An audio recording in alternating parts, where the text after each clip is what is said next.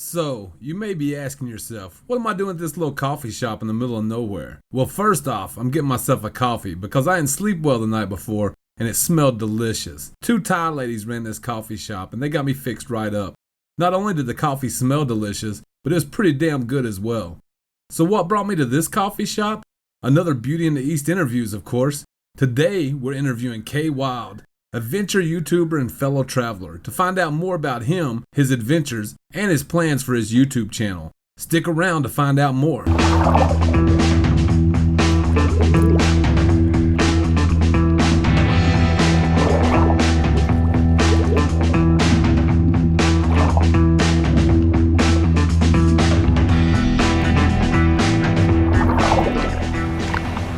Alright guys, we're here with Kayyywild.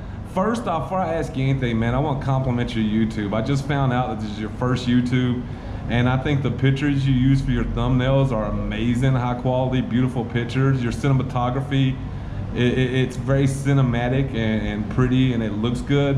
And the graphics of your channel, like the header and everything, it's very impressive for how many videos you put out, and this being your first YouTube. Like, I really didn't think it was your first YouTube. Thank you. That's too much praise. It surprised me, man. When I asked you, I was like, really, it's your first YouTube? I figured you had done a few before. I mean, I put a lot of effort into the thumbnails, but I don't see it as extremely cinematic, but, you know, thank you. Yeah. If I gave you a little bit of history why I guess I enjoy doing these sort of videos, it's mainly because I came from like, I did animation at uni. Okay. So I quite enjoyed that. So I've got a little bit of experience from putting videos together, but not in the exact same way. I've had to learn from the ground up from, I don't know if you use like Premiere Pro or anything like that? I don't. I use some cheap ones. I use Filmora 9 and some stuff like that. Yeah, I need to get there. They're amazing, yeah. But I'm still learning. I'm like 10% there. Right. But like they, you know, are awesome and you know how to use them. But in terms of the cinematic side, I guess I just tried, boom, inject as much personality as I can anyway into my videos. And I think for me, you know, I'm still learning how to put them together well, but I think if you can just put your personality into them, then you'll be happy with what you've got, you know what I mean? Oh yeah. Yeah. As long as you put yourself across, for me I just want it to be feel good after each video. Yeah. And that's why I've taken 3 to 4 weeks now break since my last video, because I've got new equipment and I want it to go, boom, I want it to be good. Right. You know, be ready to step up. One of the things I love about your channel is the music that you use in your videos. I'm kind of envious of it. I'm assuming it's not copywritten or that you've got permission to use it. Where do you come up with the music for it? I made it myself. You made the music yourself? You're gonna blow me away, man. I can do everything. No. No, it's off, you've heard of the website Epidemic Sound? It sounds familiar. Yeah, a lot of YouTubers use it. Yeah. I actually got it from like a really big YouTuber, Lost LeBlanc. Yeah. Yeah, he was one who mentioned it in one of his videos. It's all copyright free. Right. I mean, you don't need to do that, but I think you can have some. It's got like a monthly subscription fee. Monthly subscription. I think it's about the equivalent of $10 a month. Okay. You know, a long list of songs to pick from, sound effects as well, so it's pretty good, and I get most of it from there. But yeah, I mean, I enjoy picking the soundtracks for my videos, which, if you're saying you've watched them, they're very sort of like. Quite upbeat. The vocals are good and stuff. It gives a good feeling for the videos that you're doing. Yeah. What got you started traveling, and why did you decide to film it? I always wanted to do YouTube, right? But without going into too much like detail on my history and why I went, I booked a flight in September of last year, or for them. And I just had the idea of wanting to do something as well as just traveling. Didn't want to just travel. Documenting it's a good thing to do. And I think YouTube's an amazing medium to just express yourself, you know? It really is. You don't need any qualifications. You are your own qualifications. So if you are good and you can express yourself well, it's through your personality, through the ability to make good content, then why not? And it's fun. And I'm loving sort of growing as I'm traveling. And since obviously the COVID situation, even more reason to not go back home to England and continue to pursue this. So it's sort of, you know, knuckling down and seeing if you can make something out of it in the future. Yeah. So. That makes complete sense to me. What's your aspirations for YouTube? You want to actually like get your income from there? You're just trying to trying to get the income? The answer is yeah. I do. I want to be like, because I'm on camera. Realistically, I do want to be. I want to have over 1 million subscribers. I do. Yeah. Now, to put it into perspective, I know that's going to take time, but yes, I want to be a very big YouTuber. I want to work for myself, like a lot of people can do. And I think the reason why most people don't is because they just think that it's too hard, and you don't take the first step. And me and you, we've both taken the first step, and then you got to put the graft in. And like you say, it's things such as just consistency, pumping your videos all the time. I am at the minute. I'm taking a step back because I've got to reevaluate a few things, my quality and stuff. But realistically, I've got to pump the videos out as much as possible. But I want my income to come from YouTube and possibly other avenues as well. Yeah, like YouTube's a good place to start and like have other offshoots like that come from YouTube. Then there's some ideas me and my friend Josh Keogh, check him out. I've had. In terms of making income on the side, and just for my own portfolio work, like maybe going to businesses, filming for them if they haven't actually got a promotion video. Some of them don't, so we've noticed that. But yeah, I've thought about that too. The clock's ticking now in Thailand, so we'll have to see. But yeah, definitely. Yeah. I've noticed that you're uploading. You've kind of already answered this. I don't know if you answered it on film or not. That you uploaded about 4 weeks ago, and then before that, I think it's 2 or 3 weeks. Are you planning on uploading more in the future, or are you planning on doing the? I know your focus is quality, but are you going to like move toward quantity at some point? Oh, definitely, yeah. Definitely. It's just more of a quantity. I know is important. I think where I'd like to be is I'd like to be 2 videos a week because like we've both discussed previously, YouTube's going to favour you if you upload more. People are just naturally going to notice you. However, I'm in my mind, for me to feel better, I want to make sure that I take it a step up. So I've had to get more content. I've ran out of content, and once I get satisfied with how I am with my next set of videos, then I should become quicker and go back to, I'd say about 1 a week. Maybe I say 2, but I put a lot of effort into trying to make my videos better. And if my last video is better than the next one, or to at least a reasonable degree, I'm not going to be happy. So if I take an extra day or a few days, I will take it. But I say 1 a week is my goal. 1 a week is a lot of work in itself when you're actually filming. 2 a week is even more. Like if you don't edit much, I can see pumping out a bunch. But when you're actually sitting down and you're picking your shots and you want it to be the best possible, it's a lot of work. That's a lot of work. My laptop is not good. Mine's not either. I've got crashes all the time. I think I've got 700 megabytes full on my laptop, and then I've got a PC that I've been transferring it off, and I've probably got another 500 there. So a half a gig and then almost a full gig of just videos. I've got I think 20 gigabytes free space left on my laptop, and I'm constantly uploading it onto Google Drive, and that's down to if I've got a good internet connection. So it's everything. You got to make sure. There's so many things that can go wrong, so you got to constantly move. And like I say, my laptop, I'm using 4K footage for a lot of my videos. And it's actually been quite good, touch wood, the last couple of weeks. But prior to that, oh man, it crashed like 4 or 5 times in a day. And 4K is so pretty on YouTube, but I won't do it. I'm doing 1080 just because I've played around with it, and editing it takes so long. It takes so much processing power, and just the amount of space it requires on your computer. I was just like, I'm good with 1080. You don't need 4K. Well, 80% of the people watch on mobile phones anyways. They're watching it like 720 or lower, so. Oh yeah, you're fine. I mean, really, I think for you to be, it's a good question. That do you need HD, quality videos for travel videos or not? I think nowadays, you need 7. I do think if you want to be successful, you need 720. Because if I look at a video and it's pixelated, even if you're good, your attention span as a human after 5-10 seconds, I'm gonna go, this guy doesn't know what he's doing. Even if they do, you've got to have the image right. So 720 is good enough on a phone, an upscale. I watch on the TV though, and like 4K is just it's so pretty. It's so pretty. Like 6 or 8K now. It's so pretty. You mentioned that you recently upgraded equipment. What were you previously shooting with, and what are you using now? It's a funny story. started off with a GoPro 5. Okay. I lost that when I was extremely drunk on an island with my friend Josh Key that I'm travelling with. I don't know, I was very drunk, lost it on the beach. Realised the next morning, oh shit, I've lost it when I was stumbling, I was all over the place. I just remember being like, falling over, getting up, and it had obviously fallen out now. So the first 10 videos were shot with their GoPro 5. And then after that, maybe the next 10 or something like that were GoPro Hero 8. I don't know if that's the same as this one.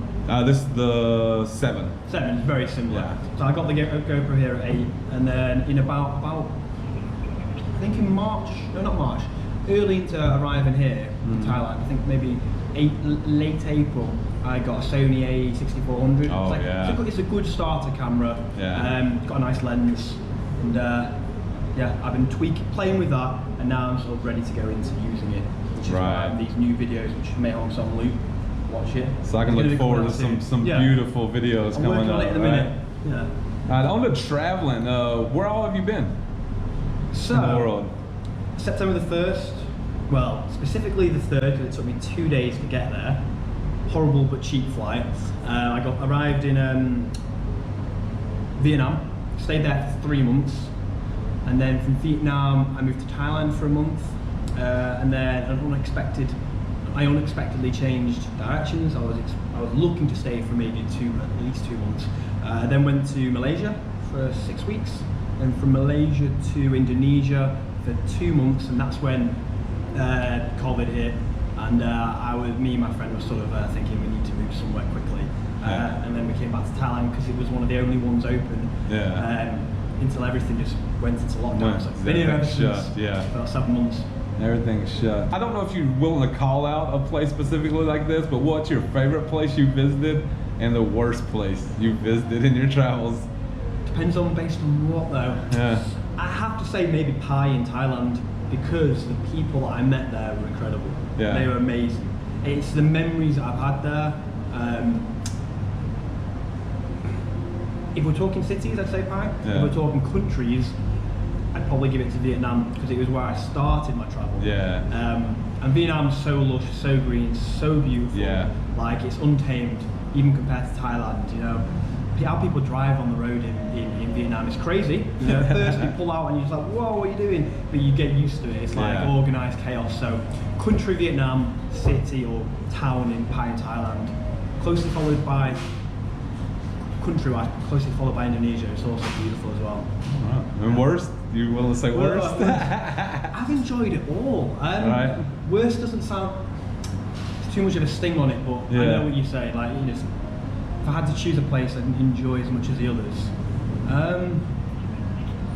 probably Malaysia. It was great, but it was actually a lot more like home than I expected. Yeah. Which in some ways was nice, but I've come out here to go to you want to see the wilder exotic stuff that you've never seen before. Yeah. And I didn't think Malaysia was going to be, but it was actually very modern, which was nice, but not as much what I was after. Right. What's your best experience while traveling? These ones should come to my head straight away, but one of them, meeting little Miss Natty Kim. She's gonna like that. Hey. The girl I'm with now. The pretty Thai girls are always good experiences. That's true. But yeah, I'd say maybe meeting Natty Kim. She's a wonderful lady, and some of the just the road trips I've done. Kayyywild Loop in Vietnam was incredible. That's in the north of Vietnam. It's like the Mei Hong Son Loop in that it's a drivable route that you take, but the views there each day just got better and better and better. And that was like, I think we took me and a group of friends took 5 days to do that, and just the views are just insane.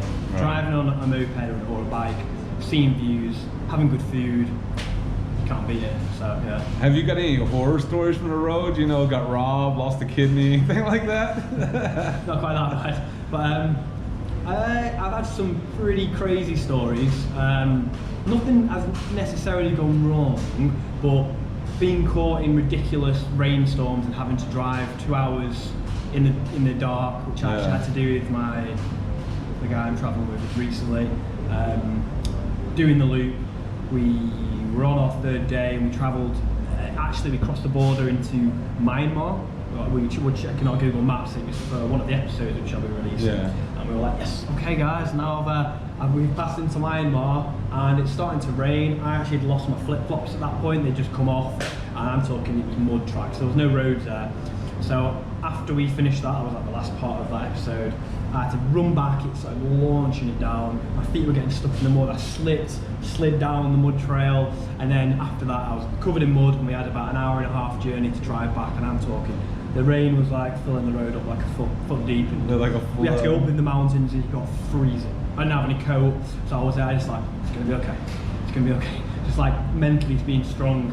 But by the time we managed to get back to, I think we were arriving in Mae Hong Son, after that time, I was absolutely destroyed. Yeah. But it was a good experience, but mentally having to be tough because I was freezing. I wasn't dressed for it. Yeah, it's always the experience rather than, like they say, it's the journey, not the destination, and a lot of times the bad things stick out in your memory better than the good things on travels like that. You know what I mean? Like it was a rough time, but you still remember it positively. You can turn it into a positive thing after. At the time, it was like horrible. I bet it was, man. It sounds pretty bad. You might not be comfortable answering this one. Some people aren't, but how do you fund your travels? I actually funded my travels. It was actually just from the money I had before I left. So I'd actually worked for about 3 years, at least, with the idea of wanting to travel. Right. So just putting back every dime you can. Built up income. And I thought about making money now, but just like a side income, because obviously YouTube, I'm not making anything at the minute, but that's the ultimate aim. I don't mind mentioning it because it's just the truth and I haven't got anything to hide. I'm running low on income now. And I've actually spoke to my family. I've got a really supportive, particularly my dad is very supportive, and he understands coming back home. Right now, it's not really good actually, because I'll be stuck at his house because I sold everything before I left. And he doesn't really want the aggro of me trying to find a job, and probably if I get a job in the UK now, it's not going to be something I want. So he's, caring enough to say, look, chase your dream, I'll help you, which he's going to be helping me soon, and we'll just see where it goes. And if I have to come home in 6 months, I will, but right now it's go for it. Hopefully something starts unraveling with YouTube. Sparks. What do you see your future in traveling? What's your plans? Where do you want to go? What do you want to do traveling wise right now that you haven't done? I mean, that's a loaded question. I mean, everywhere. Everywhere. I think for income, I'd stay in Southeast Asia because it's cheap, and also there are places I haven't visited yet that I thought I would have. Such as Philippines, Laos, Cambodia. Now they're not open really at the minute, so it's hard to say. I mean, every single country in the world, I just love when you land in a new country and then you just see this flash of culture and you're just sort of like, wow. And the most unique interactions at the end of each day are when you have that conversation with someone and then you think back to that was the best part of that day, like that smile they had, and you have a funny interaction with them. So they're the things I'm looking for, and you can find that anywhere. South America, I'd love to go to. I actually want to do a road trip in America, so you can hook me up with that. I've done a little bit of a road trip in America, but there's some amazing routes in America, man, and it's so diverse. America is like, from insane, place to place, it's insane how much it changes. You've got rainforests in America. Like, we got everything, man. We got everything. Deserts, huge cities, beaches. I want to go kayaking in the Grand Canyon, which you can do that. You can do that, So it's just, there's a whole thing. I want to hire a van and travel for, say, 6 months, and that's probably not enough. Go to all the main cities and the national parks. That's a dream. Definitely. Every country in the entire world I'd like to eventually visit. You mentioned when you land, man, and it kind of brought up a thought to me. Like when you land in a new place, it's almost like when you're that first week or two of dating a girl, man. Like the excitement of not knowing, and having to learn the place and stuff. It really is. It's really similar to getting to know a woman, kind of when you first land in a new place that first week, man. The excitement of it, and stuff like that. It really is. I see where you're coming from, because especially when it's so different. That's why Vietnam was such a good memory for me, because when I first landed there, it's like, wow, Yeah. Everything just from I remember when I arrived in Vietnam, the first day I got a taxi driver was really friendly, Yeah. and there's these bikes just going vroom, vroom, vroom everywhere, and I, you know, getting out in the UK, and I was just like, Wow. wow, like this is exciting, and then you adjust to it, and there's a wave of uniqueness, uncertainty, which is great. For the last thing, I want you to, and you coming off the top of your head, it might be hard, say something inspirational for my followers and plug the hell out of yourself, man. I'm not doing that. I'm not plugging that. The people that want to do YouTube, maybe? Anything. Life, YouTube. Well, I guess I'm still on the road now to what I want to do. Yeah. And I think the world is filled with fear. People that want to do things that that are not necessarily too afraid. They don't want to take that step. I'm right now completely in the unknown. I don't really know if what I'm going to do is I'm going to succeed at it, or if I'm going to fail. But that's part of the excitement of it. So I think you've got to grab it by the balls. If you want to do something, take the first step, then take the second step, then take the third, and then you will start to believe in yourself more. Financially, I'm unstable, but I'm not allowing that to get in the way of what I'm trying to do. So I guess what I'm trying to say is, if there's something that you haven't done that you keep thinking about, get up, give it a try, be around supportive people, pick your friends, pick the ones that you know actually care about you, surround yourself with the right sort of people, and you will be able to do it. You've got to find the right mentality, take the first step, and boom. And that's what I'm trying to do myself. Where can we find you, man? Where can we find me? YouTube, Kayyywild. It's spelled Kayyywild, no space. But if you do type in a space, don't worry, it comes up. Instagram, Kayyywild again, spelled the same. Even on Twitter, not very active on it. And even on TikTok, I've started. Hey. So all the same name, Kayyywild, because I'm wild. Yeah. That's Kayyywild, guys. Remember to give him a follow. His content is really good. And if you like this interview, remember to smash that thumbs up and that subscription button before you leave, guys. Thank y'all for being here, and I'll see you next time on Beauty in the East.